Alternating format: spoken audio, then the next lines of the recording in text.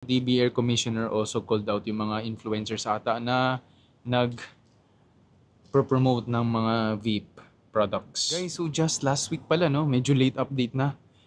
Si BIR Commissioner mismo ang nang-raid sa Philippine Vape Festival 2024. Apparently, maraming products sa kanila ay walang internal stamp tax kasi recently lang sila naging vocal eh. Kasi syempre yung vape matagal na yan. For the past decade or so. Pero probably recently lang din sumikat talaga and madami nang gumagamit. And ang nakikita kong compliant, I think, sa ESIG, IQOS, probably RELX. Pero others kasi most likely unregistered talaga.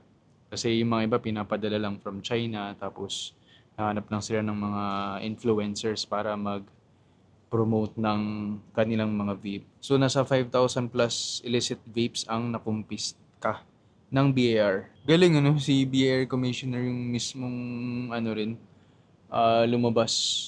Tapos may kasamang media team ano. This is a distributor of vape products, explained that many of the items at the event were prototypes and not yet available for sale.